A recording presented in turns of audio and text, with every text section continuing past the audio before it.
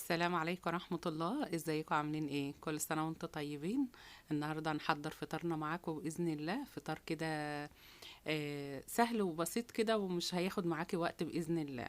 مش لازم أبدا تعملي كل اللي أنا عملته ده، يعني بحاجات بسيطة جدا بإذن الله تعملي أحلى فطار إن شاء رب العالمين.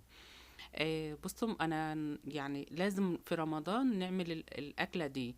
بحبها جدا جدا، بتبقى حلوه في رمضان وغير رمضان كمان، بس بتبقى كمان يعني بعيد عن السمك وبعيد عن اللحمه، واحسن من اللحمه واحلى من السمك.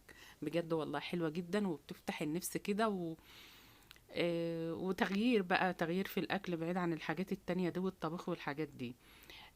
انا هنا بقى ايه، قلت قررت في اليوم ده، قلت نعمل شويه عيش زي اللي انتوا شايفينهم ده. كان شوية عيش حلو جدا جدا. آه، فقلت ايه نعجنهم كده ونعملهم معاكم بإذن الله، ونعمل أحلى سفرة بإذن الله إن شاء رب العالمين. الحاجات اللي هي الأكلة الشعبية دي بتبقى حلوة قوي وبتفتح النفس كده. أنا بفضلها والله، يعني عن السمك وعن اللحمة وعن الحاجات دي، أنا بحب الأكلة دي. فإن شاء الله الفيديو يعجبكم بإذن الله، وناخد أفكار من بعض وتغيير بإذن الله. ف معلش أنا آسفة. انا قلت ايه بقى، بما ان عندي الدقيق والحاجات بتاعته والزبادي وكده، مش لازم ابدا ابدا ان انت تحطي زبادي والحاجات اللي انا حطيتها او اللبن النيدو او كده. هو لو شوية مية وخميرة والدقيق والملح، بتعملي العيش ده بيبقى حلو جدا، وتعملاه في فرن البوتاجاز بيبقى حلو قوي. بس انا والله كان عندي اللي هو اللبن الرايب، دايما لو شوية لبن باقيين كده وما تشربوش وكده بحتفظ بيهم، بعينهم بقى بعمل بهم المعجنات. هو بيبقى حلو قوي في المعجنات. فقلنا نعمل بهم رغيفان النهارده، ونعمل الاكله الجميله اللي انت شفتها معايا في اول الفيديو ده. كانت اكله حلوه جدا جدا. فاول حاجه عملت ايه، قلت اعجن العجين، لان انا كنت بادئه الفيديو ده على الساعه واحدة كده او واحدة ونص. فقلت اعجن العجين الاول وبعدين ايه نبدأ بقية الحاجة.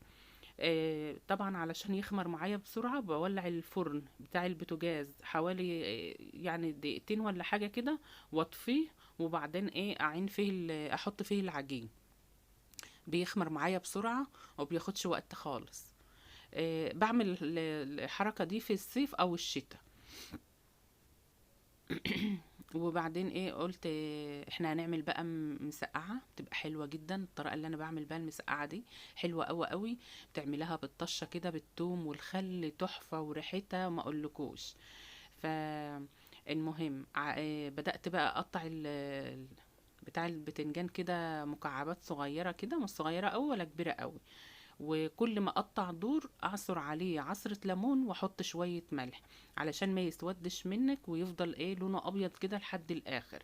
إيه، لان بتسيبيه بعد كده بتسيبيه شوية ينزل المية بتاعته علشان ما ياخدش منك ايه، ياخد منك زيت كتير. وعلى فكرة والله ما اخد مني زيت كتير ابدا، يعني اقل من نص كوباية كمان. كنت قالية حوالي كيلو برتنجان وعاملاه بالشكل ده كده، حلو قوي. وبعدين بتسيبيه بقى ايه ينزل الميه بتاعته كلها. شوفوا كل طور بقطعه، بجيبه في جنب كده واقطع واعصر عليه الليمون واحط عليه رشه ملح بسيطه كده، ما تكترش ملح قوي. بيبقى حلو قوي، بتبقى طعمها حلو في الفطار، في غير في الصيام، في غير الصيام بتبقى حلوه قوي. سبتها بقى في المصفى كده تصفي ميتها، ونجيب بقيه الايه ال- الحاجات بتاعتنا باذن الله. اللي هي البطاطس. حمرت بقى بطاطس. بصراحه انا كنت ناويه ايه اعملها اللي هي البطاطس المهروسه، عارفينها. فقلت ايه لا، خليها بقى نواشف كده، نعملها ناشفه كده صوابع، بتبقى حلوه قوي برضو.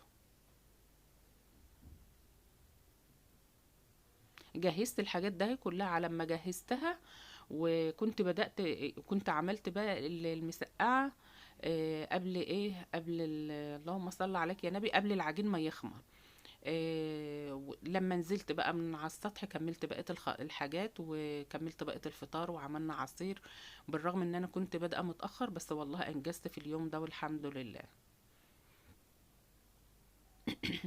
كل سنة وانتم طيبين ويعود عليكم الأيام بخير يا رب. ما تنسوش تدعوا لأم بيا دعوة حلوة كده بالرحمة. وطبعا اخواتنا في غزة وفلسطين ما ننساش ندعي لهم بإذن الله، ربنا يفرج كربهم يا رب، ويا رب يا رب ينصرهم بإذن الله. انا طبعا البطاطس حطيت عليها خل وملح. هنا بقى اللي هي الملوخيه الناشفه دي، ملوخيه ناشفه عندي، حطيت عليها شويه شوربه كده وبسيبها في جنب.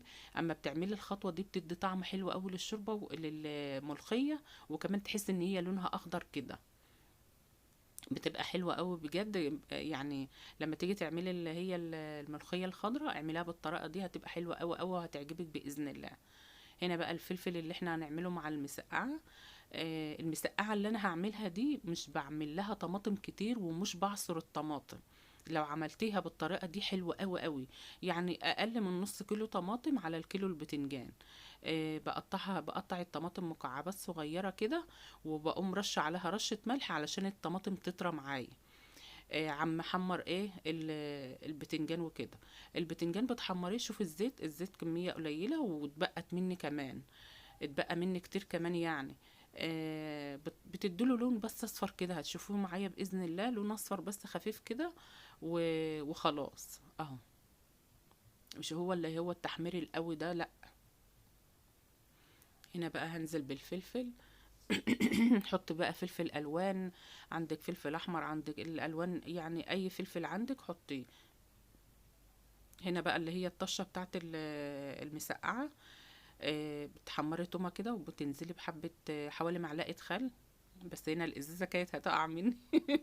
بص انا كنت مستعجله جدا يعني، وانا بعمل المسقعه دلوقتي كانت يمكن الساعه بقت 3:30 ولا حاجه، وكنت لسه ما عملتش العجين ولا حاجه، كنت عامله اكتر من كيلو. هنا العجين خمر معايا اهو ما شاء الله عليه. قطعته بقى، بصي تقطعي حاجات صغيره كده يعني ايه، قد البضايه كده، بتعمليها حته صغيره كده بتبقى حلوه قوي. وما بتيجي تفرديه ما تفردوش على دقيق كتير علشان ما يخليش لون العيش اللي هو بيبقى مجرب كده، لا يبقى يبقى لونه حلو زي ما انتوا شايفينه معايا ما شاء الله عليه. كان حلو جدا وكان كله مرتفع ومنتفخ بالشكل ده كده.